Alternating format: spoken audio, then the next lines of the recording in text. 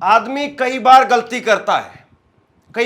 करता है कि ठहरे हुए पानी को देख करके उसका ठीक ठीक अंदाजा नहीं लगा पाता और उसमें उतर जाता है, और उतरने के बाद जो कुछ होता है वो हम सब जानते हैं।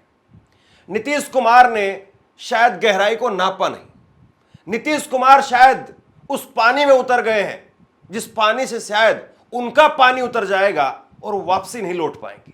राजनीतिक तौर पर आज नीतीश कुमार जहां पर खड़े हैं, किसी को बताने की आवश्यकता नहीं है कि नीतीश कुमार इस वक्त में अपने अंतिम पड़ाव पर हैं या नीतीश कुमार बुलंदियों पर पहुंचने बाकी हैं। इस बात को सब जानते हैं।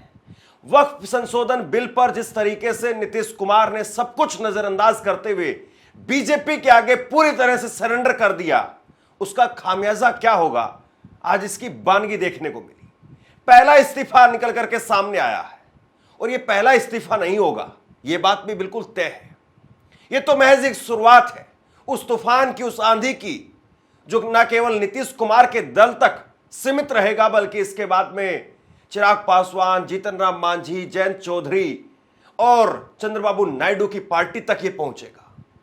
संसद में जिस तरीके से बहस हो रही है, मैंने कल भी इस बात को कहा था कि संसद में वाकई बहुत दिनों के बाद में आज सुनने को दिल करता है, इस तरीके की बहस हो रही है। कल भी मैंने तकरीबन पूरी बहस सुनी, देर रात तक मैं सुनता रहा किसने क्या क्या कहा, और आज भी पूरे दिन मैं सुनता रहा कि संसद में कौन कौन क्या क्या बोल रहा है। और वाकई संसद में बड़े दिनों के बाद में कुछ ढंग का सुनने को मिल रहा है। कांग्रेस की तरफ से इमरान प्रतापगढ़ी खड़े हुए और कांग्रेस की तरफ से इमरान प्रतापगढ़ी ने बोलते हुए कहा, जिले इलाही ये हुकूमत ठसक से नहीं चलती है, इसमें हिस्सेदारी सबकी है और सबकी हिस्सेदारी से ही हुकूमत चलेगी। और उसके बाद में उन्होंने कहा कि नीतीश कुमार हो, चाहे चिराग पासवान हो, चाहे नायडू हो, चाहे मांझी हो, जब आग लगेगी तो वो आग किसी की सगी नहीं होगी और फिर चिराग सबके बुझ जाएंगे। जिले इलाही, जमहूरियत जो है वो नफरत और ठसक से नहीं चलती है, अकड़ से नहीं चलती है, उसमें सबकी हिस्सेदारी जरूरी है। कल देश के माइनॉरिटी मिनिस्टर ने लोकसभा में खड़े होकर एक शेर सुनाया था कि मुझसे कोई बदगुमान न हो, तो मैं उन्हें एक शेर सुनाना चाहता हूं कि मैं आज जद पे हूं तो इतना खुशगुमान न हो, मैं आज जद पे हूं तो इतना खुशगुमान न हो, चराग सबके बुझेंगे हवा किसी की नहीं। नीतीश कुमार जी हो, चंद्रबाबू नायडू जी हो, चिराग पासवान जी हो, जयंत चौधरी जी हो, देवे गौड़ा जी हो, जीतन राम मांझी जी हो, सबको समझना पड़ेगा कि जब जंगल में आग लगती है तो न वो बरगद बचते हैं जो हवा को आंधी में तब्दील करते हैं, न वो बांस बचते हैं जो आपसी रगड़ से चिंगारी पैदा करते हैं। सभापति महोदय, जब देश को मनमोहन सिंह साहब जैसा काबिल प्रधानमंत्री मिलता है तो देश को आरटीआई जैसा एक्ट मिलता है, सेज जैसा एक्ट मिलता है, मनरेगा जैसा एक्ट मिलता है, लिबरलाइजेशन मिलता है, राइट टू एजुकेशन मिलता है, नेशनल फूड सिक्योरिटी एक्ट मिलता है। लेकिन जब देश को सौगातें मोदी मिलती है तो क्या मिलता है? सीए मिलता है, फॉर्म्स लॉ मिलता है, आर्टिकल 370 मिलता है, इलेक्टोरल बॉन्ड जैसा एक्ट मिलता है और वक्फ अमेंडमेंट एक्ट जैसे बिल देश को मिलते हैं। मुझे तो अपने हमवतन भाइयों से पूछना है कि आपको अपने बच्चों की तरक्की, खुशहाली और नौकरी की दरकार है या फिर मुसलमानों की दान की गई जमीनों को लूटकर धन्ना सेठों को देने की साजिश करने वाले कानून की? सभापति महोदय, यह सरकार रात के 3 बजे तक पूरे देश को जगा करके संसद में अपने ही नागरिकों को नीचा दिखाने के लिए वक्फ बिल ला रही थी, तो उधर रात के 1:30 बजे अमेरिका हम पर 26% टैरिफ लगा रहा था। सरकार की प्राथमिकताएं देश को पता। सभापति महोदय, मैं बहुत भावुक हूं आज, और मुझे अच्छा लगा कि आदरणीय नेता सदन जगत प्रकाश नड्डा जी ने बहुत अच्छी बातें भी की, मन से बातें की। क्योंकि उनके नाम में प्रकाश जुड़ा है तो मैं उनमें हमेशा एक रोशनी की किरण देखता हूं। मैं उनके सामने बहुत अदब से ये बात कहना चाहता हूं कि चरागों के सफर में दबदबा हो आंधियों का तो फिर अंजाम जुल्मत के सिवा कुछ भी नहीं होगा। ये दुनिया नफरतों के आखिरी स्टेज पर है, इलाज इसका मोहब्बत के सिवा कुछ भी नहीं होगा। मैं भावुक हूं, मेरी पलकें गीली हैं। अगर देश की एक बहुत बड़ी आबादी को लगता है कि आप उसका भला करने के लिए नहीं बल्कि उनकी इबादत गाहों, उनकी कब्रिस्तानों, उनकी खानकाहों को बर्बाद करने का बिल ला रहे हैं, तो फिर आप अगर समझाने में नाकामयाब रहे हैं तो यह आपकी नाकामयाबी है। पहले समझाइए, उसके बाद कोई बिल लेकर के आइए, तब शायद हम आपका इतनी पुरजोर तरीके से विरोध ना करें। वक्फ संशोधन बिल पर जिस तरीके से बहस हो रही है, निश्चित तौर पर इसको सुना जाना चाहिए, और अगर बहस के आधार पर कोई निष्कर्ष निकाला जाए तो शायद बीजेपी को खुद से ही शर्म आने लग जाए कि हम क्या कर रहे हैं। क्योंकि आंकड़े सीधे तौर पर बताते हैं कि बीजेपी जो काम कर रही है या बीजेपी जो नैरेटिव पेश कर रही है वो तो कहीं ठहरता हुआ दिखाई नहीं देता है। संजय सिंह ने आज पूरी तरह से बीजेपी को एक्सपोज कर दिया। संजय सिंह आज जब संसद में बोल रहे थे तो उन्होंने कहा कि बीजेपी कह रही है कि सच्चर कमेटी की रिपोर्ट के अनुसार अगर वक्फ की संपत्तियों में संशोधन के बाद में नया कानून बनता है तो 12,000 करोड़ रुपए की अतिरिक्त कमाई होगी, अलग से कमाई होगी। संजय सिंह ने कहा कि आप एक अपने दोस्त को पकड़ लाइए, नीरव मोदी को पकड़ लाइए, नीरव मोदी आपको 20,000 करोड़ रुपए देगा, 12,000 करोड़ रुपए आप गरीब मुसलमानों में बांट दीजिए और 8,000 करोड़ रुपए आप रख लीजिए। और इसके बाद में उन्होंने कहा कि सच्चर कमेटी की रिपोर्ट का पूरा सच आप नहीं बता रहे हैं। सच्चर कमेटी की रिपोर्ट कहती है कि भारत सरकार व राज्यों की सरकारों ने 365 अलग अलग जगह पर वक्फ की संपत्तियों पर कब्जा कर रखा है। कि आज सच्चर कमेटी की रिपोर्ट की बात कही गई और कहा गया 12,000 करोड़ की आमदनी हो सकती थी। एक सुझाव मैं पूरे सदन की तरफ से इस सरकार को देना चाहता हूं। 12,000 करोड़ की आमदनी की चिंता है वक्फ की, करोड़ों मुसलमानों की चिंता है आपको। एक अपने दोस्त को पकड़ के लाइए, नीरव मोदी को 20,000 करोड़ वसूलिए, 12,000 करोड़ वक्फ को दीजिए, 8,000 करोड़ अपने पास रखिए। 8,000 करोड़ का आपको मुनाफा होगा, 12,000 करोड़ वक्फ को दे दीजिए, करोड़ों मुसलमानों का भला हो जाएगा। मान्यवर अंतिम बात कह के आपने कहा सच्चर कमेटी की रिपोर्ट से 12,000 करोड़ की आमदनी की बात कही गई है। अर्ध सत्य मत बोलिए, पूरा सत्य बोला कीजिए। सुविधाजनक सत्य मत बोलिए, पूरा सच बोला कीजिए। मंत्री जी, इसमें लिखा हुआ है सच्चर कमेटी की रिपोर्ट में कि भारत की सरकार ने, राज्यों की सरकार ने अलग अलग राज्यों में अलग अलग जगहों पे 365 वक्फ की संपत्तियां कब्जा कर रखी हैं। आप उसके बारे में नहीं बताते, आप अर्ध सत्य बोलते हैं। मैं तो जेपीसी का मेंबर रहा हूं, मुझे सब पता है। मनोज झा बोलने के लिए खड़े हुए और मनोज झा ने कहा कि इसमें कोई शक नहीं है कि संसद के अंदर आज दोनों ही पक्ष पूरी तरह से तैयारी के साथ आए हैं। हम गर्दनों के साथ आए हैं और वो आर्यों के साथ आए हैं। इससे ज्यादा गहराई की बात और क्या हो सकती थी। मैं जानता हूं आज दोनों ही पक्ष आए हैं तैयारियों के साथ। हम गर्दनों के साथ हैं, वो आर्यों के साथ। मैं आपके माध्यम से माननीय वाइस चेयरमैन साहब, कोई बात तलखी में नहीं बोलूंगा। किसी को आरी लेकर सदन में प्रवेश करने की अनुमति नहीं है। बिल्कुल सर, आप जिंदाबाद रहें।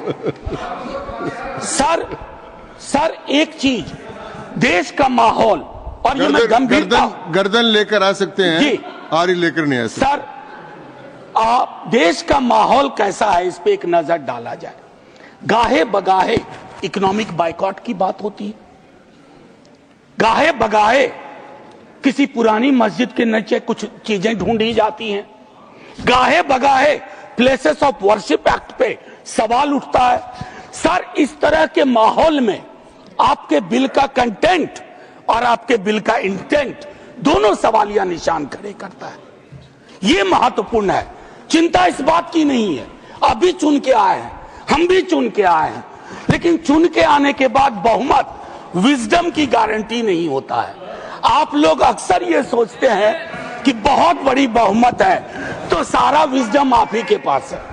संसद में आज एक वक्त ऐसा भी आया जब अमित शाह बैठे हुए थे राज्यसभा के अंदर और संजय सिंह बोल रहे थे, और संजय सिंह ने बोलते बोलते राम मंदिर का जिक्र छेड़ दिया।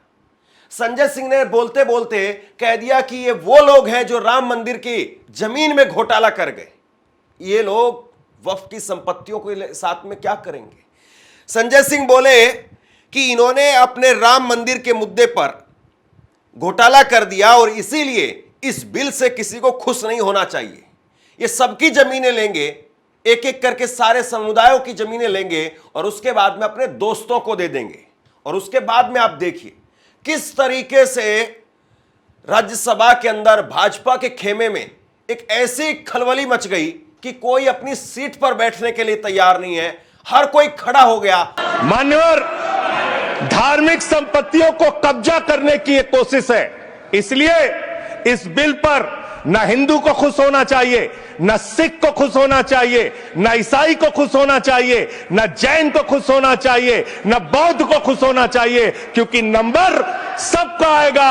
और आज वक्फ की संपत्तियां कब्जा करके आप अपने दोस्तों को देंगे, कल गुरुद्वारे की संपत्तियां कब्जा करके आप अपने दोस्तों को देंगे, फिर चर्चों की संपत्तियां कब्जा करके आप अपने दोस्तों को देंगे, फिर बौद्धों की संपत्तियां कब्जा करके आप अपने दोस्तों को देंगे, फिर जैनों की संपत्तियां कब्जा करके आप अपने दोस्तों को देंगे, फिर मंदिरों की जमीनें कब्जा करके आप अपने दोस्तों को देंगे। आप तो वो लोग हैं जिन्होंने प्रभु श्री राम के मंदिर में भी घोटाला किया। मान्यवर, प्रभु श्री राम के मंदिर के जमीन में घोटाला किया।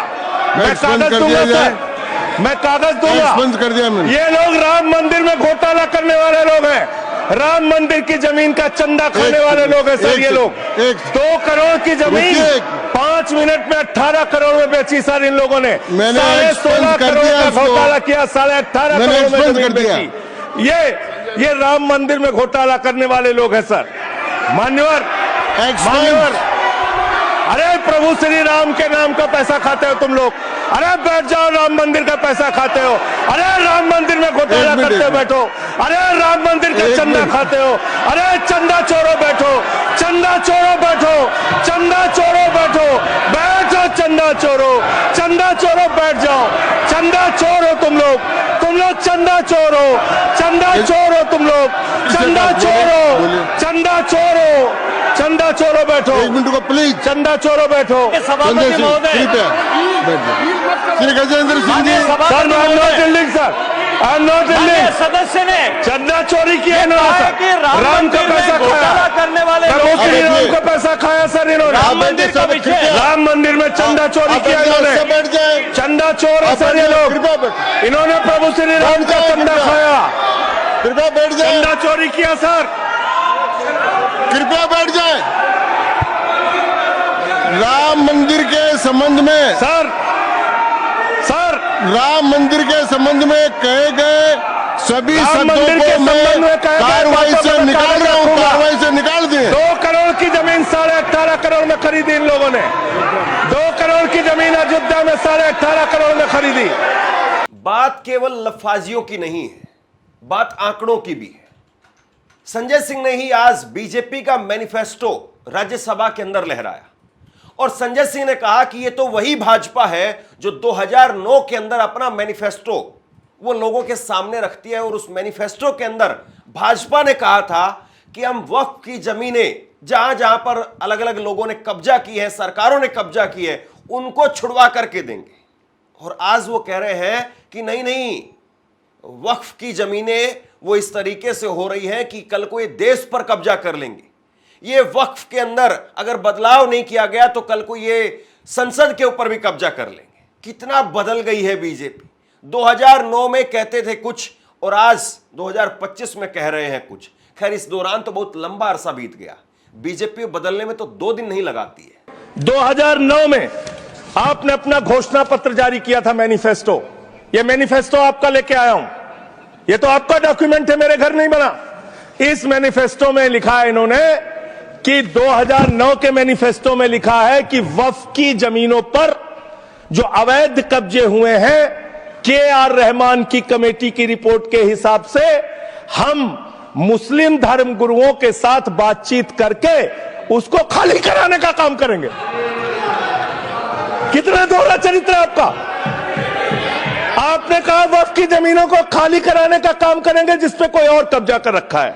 मान्यवर, एक और बात, सुप्रीम कोर्ट के अंदर आप कह रहे हो कागज चाहिए, कागज चाहिए। मंत्री जी ने कहा कागज चाहिए। मंत्री जी, आपको कागज की बहुत जरूरत होती है, कागज आपको चाहिए। आपकी सरकार ने 2020 में, ये पूरे देश को देखना चाहिए, पूरे देश को सर, 2020 में मैं जेपीसी का मेंबर था, ये कागज वहां मिला हमें 2020 में सुप्रीम कोर्ट में। सर आप, मेरी बात नहीं आ रही सर मेरी बात नहीं आ रही। 2020 में मान्यवर इस भारत की सरकार ने, मोदी जी की सरकार ने शपथ पत्र दिया सुप्रीम कोर्ट में। से क्या लिखा हुआ है? 99% वक्फ की संपत्तियां डिजिटाइज हो चुकी हैं। मुख्तार अब्बास नकवी साहब आपके मंत्री थे, उनका बयान है 100% वक्फ की संपत्तियां डिजिटाइज हो चुकी हैं। तो जब आप सारी संपत्तियां डिजिटाइज कर चुके हैं, सब कुछ ऑनलाइन कर चुके हैं वामसी पोर्टल में, सारे कागजात जांच चुके हैं, तो क्या आप फसाद कराने के लिए फिर से कागज मांग रहे हैं? फसाद कराने के लिए आप फसाद कराने के लिए कागज मांग रहे हैं? आप फसाद कराने वाले हिंदू हैं, हम सौहार्द फैलाने वाले हिंदू हैं। यह बुनियादी फर्क है, यह बुनियादी फर्क है आप में। आप देश भर में फसाद, नफरत, लड़ाई, झगड़ा कराने का काम करते हैं। इमरान प्रतापगढ़ी जब खड़े हुए तो उन्होंने कहा कि क्या अब मुसलमानों को कब्र में चैन से सोने भी नहीं देंगे? ये कब्र किसी सरकार की जागीर नहीं है।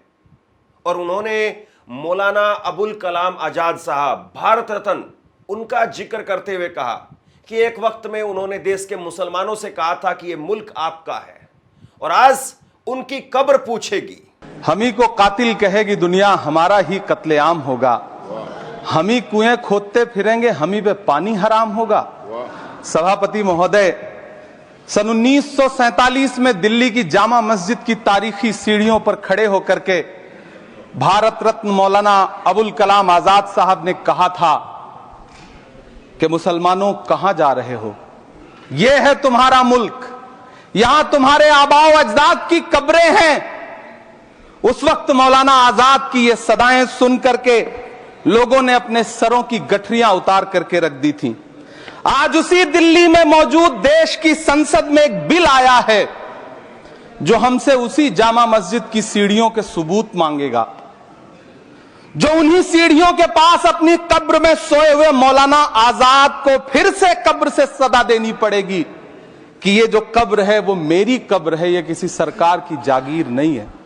सभापति महोदय, मैं जहां खड़ा हूं, इसी संसद भवन के सामने सड़क के उस पार अपनी कब्र में सोए हुए भारत के पूर्व राष्ट्रपति फखरुद्दीन अली अहमद की कब्र है। शायद अब उस कब्र से भी सदाएं आए कि यह कब्र मेरी कब्र है, यह सरकार की जागीर नहीं है। सभापति महोदय, मैं वक्फ कानूनों में किए जा रहे संविधान विरोधी बदलावों के खिलाफ बोलने के लिए खड़ा हुआ हूं। संविधान का आर्टिकल 14 हो, 29 हो, 30 हो, चीख चीख कर कहता है कि देश में सब बराबर के हकदार हैं। आर्टिकल 26 कहता है कि सबको अपने अपने मजहबी कामों के लिए मंदिर, मस्जिद, गिरजाघर, गुरुद्वारों का निर्माण करने का हक है और उसका रखरखाव का भी हक है। लेकिन डॉक्टर बाबा साहब अंबेडकर के संविधान को हर दिन कुचलने वाली यह सरकार देश के मुसलमानों से नफरत में इतनी अंधी हो गई है कि खुलेआम देश की संसद में देश सरकार के माइनॉरिटी मिनिस्टर साहब और होम मिनिस्टर साहब झूठ बोलते हैं और देश को गुमराह करते हैं, झूठ शब्द असत्य बोलते हैं। समझने वाली बात यह है कि जब संसद के अंदर दोनों सदनों में, चाहे लोकसभा की बात करें चाहे राज्यसभा की बात करें, इतने शानदार तरीके से तर्क रखे गए हैं, तब भी बीजेपी नहीं समझ रही है। एक फायदे के लिए या एक छोटे से फायदे के लिए या एक राज्य के चुनाव को जीतने के लिए इतना सब कुछ कर रही है। संजय सिंह ने कहा कि जो मां अपने बच्चों में फर्क करे वो मां सोतेली होती है। हालांकि मुझे लगता है कि सोतेली मां भी, जिसका नाम ही मां हो गया, वो फर्क कर ही नहीं सकती।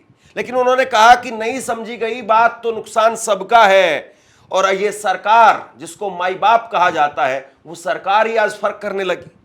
और ये मुसलमानों की भलाई की बात कर रहे हैं जिनका अपना कोई सांसद मुसलमान नहीं है, जो कोई सांसद इनका लोकसभा के अंदर ऐसा मुस्लिम नेता नहीं है जो इस बिल को पेश कर पाता। न मेरा है न तेरा है, ये हिंदुस्तान सबका है, नहीं समझी गई ये बात तो नुकसान सबका है। न तेरा है न मेरा है, ये हिंदुस्तान सबका है, नहीं समझी गई ये बात तो नुकसान सबका है। जो आकर मिल गई इसमें वो दिखलाई नहीं देती, जो नदियां मिल गई इसमें वो दिखलाई नहीं देती। महासागर बनाने में मगर एहसान सबका है, महासागर बनाने में मगर एहसान सबका है। मान्यवर, हम लोग बचपन से एक शब्द सुनते आए, सरकार माई बाप। सरकार माई बाप यानी कि जो सरकार होती है वो लोगों की माई बाप होती है, मां की तरह ख्याल रखती है, पिता की तरह ख्याल रखती है। लेकिन अगर कोई सरकार अपने बच्चों को उसका गला घोटने पे उतारू हो जाए तो वो फिर सरकार निष्पक्ष सरकार नहीं है, नहीं है मान्यवर।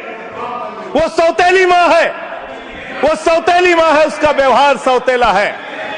और आज आप जो काम कर रहे हैं इस बिल के माध्यम से, आप बाबा साहब डॉक्टर भीमराव अंबेडकर जी के द्वारा लिखे गए संविधान की हत्या कर रहे हैं। और ये बात मैं इसलिए कह रहा हूं कि बाबा साहब डॉक्टर भीमराव अंबेडकर जी ने संविधान की धारा 26 में लिखा, धार्मिक मामलों के प्रबंधन की स्वतंत्रता, धार्मिक एवं धर्मार्थ उद्देश्यों के लिए संस्थाओं की स्थापना एवं रखरखाव करना, धर्म के मामलों में अपने स्वयं के मामलों का प्रबंधन करना, चल एवं अचल संपत्ति का स्वामित्व एवं अधिग्रहण करना तथा ऐसी संपत्ति का कानून के अनुसार प्रशासन करना। यह अधिकार आपने नहीं दिया, यह अधिकार किसी भारतीय जनता पार्टी के लोगों ने नहीं दिया, यह अधिकार बाबा साहब डॉक्टर भीमराव अंबेडकर जी के द्वारा लिखे गए भारत के संविधान ने दिया मानकर। और आप उस संवैधानिक अधिकार को छीन रहे हैं एक गैर संवैधानिक बिल लाके। क्या क्या लिखा इस कानून के अंदर आपने, किस तरीके से आपने इस संविधान की हत्या करने का काम किया। आप बड़ी बड़ी बातें कर रहे हैं, ये सरकार कह रही है कि ये कानून हम मुसलमानों के भले के लिए आ रहे हैं। जब मैं आपसे सुनता हूं तो मुझे लगता है कपिल शर्मा कॉमेडी सर्कस में बोल रहा है। आप मुसलमानों का भला कर रहे हैं, आप मुसलमानों का भला कर रहे हैं। दोनों सदन में एक भी सदस्य, दोनों सदन में सिर्फ एक सदस्य गुलाम अली को छोड़ के एक भी सदस्य आपका मुसलमान नहीं है। आप मुसलमानों का भला कर रहे हैं, आप मुसलमानों का भला कर रहे हैं। पूरी सरकार में एक मंत्री आपका मुसलमान नहीं है, आप मुसलमानों का भला कर रहे हैं। दो नेता अपने घरों में आपने बैठा दिया, मुख्तार अब्बास नकवी, शहनवाज हुसैन, दोनों की राजनीति आपने खत्म कर दी। आप मुसलमानों का भला कर रहे हैं, आप मुसलमानों का भला कर रहे हैं, आप मुसलमानों का भला कर रहे हैं। अरे सुनना सीखो, सुनना सीखो पहले। इसीलिए मैंने कहा था कि इस राज्यसभा के अंदर, लोकसभा के अंदर जोरदार तरीके से बहस हुई है। वाकई ऐसी बातें कही गई जो सुननी चाहिए, और बड़ी मुद्दत के बाद ऐसी बातें सुनने को मिली। कायदे से तो संसद चलती ही नहीं है आजकल। संसद को जहां तहां जब देखो स्थगित कर दिया जाता है, विपक्ष हल्ला भी नहीं करता उससे पहले स्थगित कर दिया जाता है। लेकिन क्या इस बिल पर कोई आखिरी उम्मीद बाकी है? सरकार इस बिल का नाम उम्मीद रख रही है, लेकिन क्या वाकई सरकार के किसी कोने से आवाज निकल करके सामने आएगी, उसके दिल से कोई आवाज निकल करके सामने आएगी, या वाकई अब बहुत देर हो चुकी है और अब तो सिर्फ फॉर्मेलिटीज बाकी है? और इसके बाद में अंत में चलते चलते एक बार जरा मनोज झा को सुन लीजिए, वाकई आपको लगेगा कि हां, इतना भी जरूरी नहीं था जो बीजेपी कर रही है। 2 मिनट के बाद मेरी कही गई बात भी हिस्ट्री हो जाएगी, इतिहास बन जाएगा। लेकिन मैं आपसे आग्रह करता हूं मंत्री जी, don't hurry up, don't hurry up. इस देश के मुसलमान का इस मिट्टी पे कर्ज है और इस मिट्टी का मुसलमान पे कर्ज है। इस कर्ज के रिश्ते को व्यापारी की नजर से मत देखिए, तिजारत की नजर से मत देखिए, क्योंकि अगर वो नजर, आपकी नजर में बदलाव नहीं आएगा तो माननीय उपसभापति महोदय, सब कुछ हमारा बिखर के रह जाएगा। आखिरी 1 मिनट लूंगा। मैं सोच के आया था कि क्या कहूं। और मैंने ईदगाह का जिक्र इसलिए किया, एक नूर मियां की सुरमा का भी कर सकता था। विद्रोही जी ने लिखा, उससे पहले केदारनाथ सिंह ने लिखा। लेकिन मैं अदम कोंडवी, गोंडा जिला उत्तर प्रदेश का आभार करते हुए मैं एक दो लाइन पढ़ करके अपनी बात खत्म करूंगा। हिंदू या मुसलमान के एहसासात को मत छेड़िए, अपनी कुर्सी के लिए इस जज्बात को मत छेड़िए। हम में कोई हुण, कोई शक, कोई मंगोल, पता करना बड़ा मुश्किल है कौन कहां से। हम में से कोई हुण, कोई शक, कोई मंगोल, दफन है जो बात, अब उस बात को मत छेड़िए। गलतियां बाबर की थी, जुम्मन का घर फिर क्यों जले। ऐसे नाजुक वक्त में हालात को मत छेड़िए। है कहां हिटलर, हलाकू जार या चंगेज खां, मिट गए सब, कौम की औकात को मत छेड़िए। छेड़िए एक जंग, छेड़िए एक जंग, मिलजुल कर गरीबी के खिलाफ। दोस्त मेरे मजहबी नगमात को मत छेड़िए। हाथ जोड़ के कहता हूं सर, इसको फिर से कंसल्टेशन के लिए भेजिए और एग्जीक्यूटिव के डिसीजन को कमतर करिए, एग्जीक्यूटिव के डिसीजन को, इन्फ्लुएंस को कमतर करिए। और पूरी दुनिया नॉमिनेटेड से इलेक्टेड पे जा रही है, आप इलेक्टेड से नॉमिनेटेड पे जा रहे हो। नॉमिनेटेड लोग बड़े खतरनाक होते हैं, ध्यान रखना सर। जय हिंद सर। कुल मिलाकर के सरकार के पास में आंकड़े हैं और सरकार के पास में आंकड़ों के अलावा और भी बहुत कुछ है। ईडी है, सीबीआई है, आईटी है, सरकार बनाना है, सरकार गिराना है, बहुत कुछ सरकार के हाथ में होता है। तो बिल पास करवाना वो कोई बहुत बड़ी बात नहीं है, लेकिन जो असल सवाल है वो है लोगों के दिलों को जीतना। चुनाव जीतना भी कोई बहुत बड़ी बात नहीं है, लेकिन क्या बीजेपी वाकई इन बातों को सुन भी रही है, या ये बातें वो बातें हैं जो अच्छी अच्छी बातें हैं, जो शायद भाजपा की समझ से परे की बातें हैं।